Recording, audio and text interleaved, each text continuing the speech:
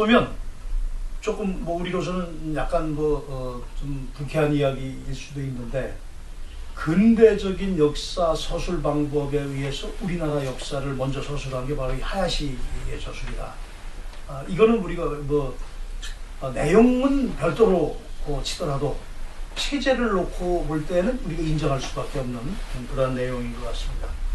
그런데 문제는 뭔가 하면 바로 이 그 하야시의 그 조선사가 한말의 역사학을 대표한다라고 하는 그 현채 선생에 의해서 그대로 이게 동국사략이라고 하는 것으로 번역이 돼서 학교에서 교재로 사용이 됐습니다. 그러다 보니까 이제 어떤 부작용이 생기는가 하면 임나일본부 문제라든가 이런 것들이 그냥 걸러지지 않고 그대로 다 우리 그 학교 현장에서 가르쳐지게 되는, 그리고 또 한 명의 그때의 한말의 대표적인 그 역사학자가 김태경이라고 하는 인물인데, 특히 이제 김태경이 1904년에 지은 역사 집략이라고 하는 이 저술은 아주 대표적인 그 한말 역사학의 그 집대성이다 이렇게까지 평가가 되는 거죠. 그런데 이 역사 집략에도 보면, 김태경의 역사 집략에도 보면 임나일본부를 그대로 서술을 하고 있습니다. 뿐만 아니라 장지연이 지은 대한강역고에도 임나고라고 해서 임나를 또 그대로 집어넣어서 한말사학에서 주체적인 역사 인식을 강조하고 있지만, 또 한편으로는 한말 역사학을 대표하는 현채나 김태경이나 장지연 같은 사람들이 그대로 일본 식민사학에 그냥 젖어들어서 빠져가고 만다, 이러한 그 모순을 보여주고 있습니다. 여기에 이제 신채호 선생이 아주 강력하게 비판을 하면서 이따위 책들은 없느니만 보다가 전부 불구덩이에 집어넣어야 된다라고 이제 강력하게 신채호 선생이 이제 비판을 하고 나서게 되는 거죠. 그러다가 이제 우리 한국 근대사학이 1910년대 크게 제가 그냥 한국 근대사학의 발전이라고 하는 곳 속에 10년대, 20년대, 30년대를 말씀을 드리고는 있습니다만, 사실 1910년대를 우리가 발전이라고 말하는 것은 조금 자가당착적인 그런 측면은 있을 것 같습니다. 그런데 우리가 1910년대의 우리 한국사학의 특징을 한 서너 가지로 정리를 해본다면, 역시 대종교적인 역사인식이 민족주의 역사학을 선도하고 있다라고 하는 것을 하나의 특징으로 들 수 있겠고, 그 다음에 신채호와 박은식에 의한 민족주의 역사학의 정립과 그 선도가 있었고, 그 다음에 최남선에 의한 그 조선 광문회의 활동, 그리고 이제 하나를 더 든다면 이상용이나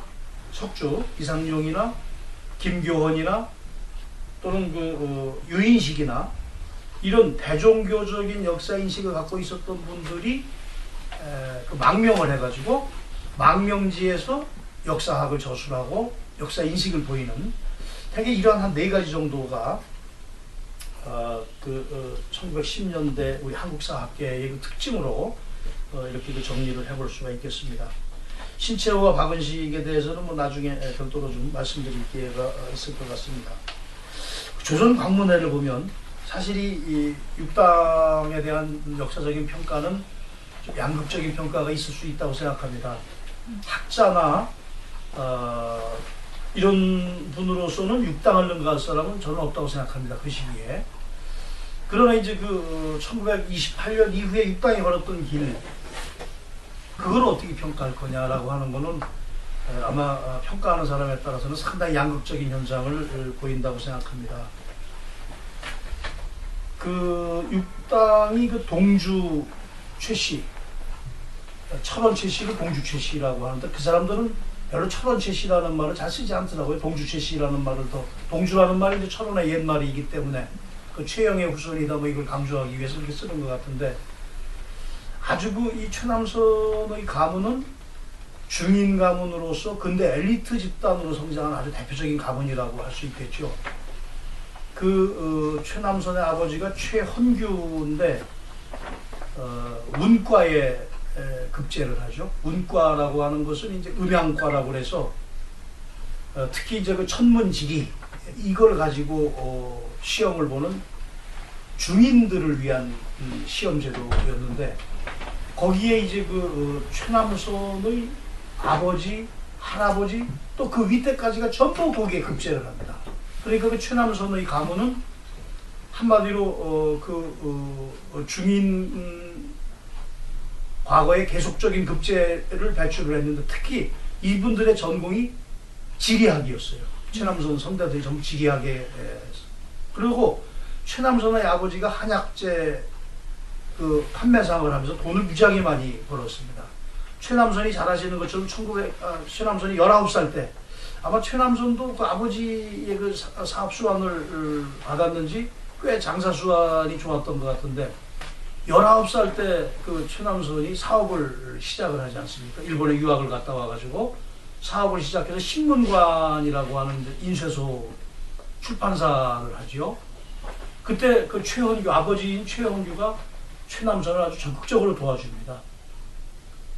그때 그 자료에 의하면 수천지기 땅을 살 정도의 돈을 그 아들한테 사업자금으로 대주는데, 바로 그 조선광문회가 그 신문관, 그 어린 최남선이 운영하던 그 신문관의 2층에 자리 잡고 있었습니다. 그런데 이제 이 신문관, 또 조선광문회, 이것이 단순히 어떤 그 최남선이라고 하는 한 개인의 사업 영업장이 아니라, 이것은 그 당시 최고의 지성들의 사랑방 역할을 했다. 여기에 드나들던 인물들을 보면 박은식, 유근, 김교헌, 주시경, 김두봉, 권덕규, 장지연, 현채, 이런 사람들이 수시로 그 조선광문회에 드나들면서 한말에, 그리고 1910년대에 그 지성을 선도해 나갔고, 특히 그 조선광문회에서는 1911년부터 18년까지 사실 조선광문회의 그 최대, 그 최남선이 운영하던 조선광문회의 최대의 업적이라고 하면, 정말 일제에 의해서 다 파괴될 수도 있는 우리의 고전들을 찾아내서 그것을 이제 인쇄해냈다. 그럼으로써 우리 고전 문화를 지키고 새로운 연구에 어떤 자료를 제공했다라고 하는 점에서 조선광문회의 역할은 상당히 크다고 그렇게 생각이 됩니다. 그 최남선의 동생들도 말이 많죠. 최두선이 국무총리를 하고 대한적 14사 총재를 지낸 최두선 씨가 이제 최남선의 동생이고, 그다음에 최설경이 여동생이 있는데, 그 여동생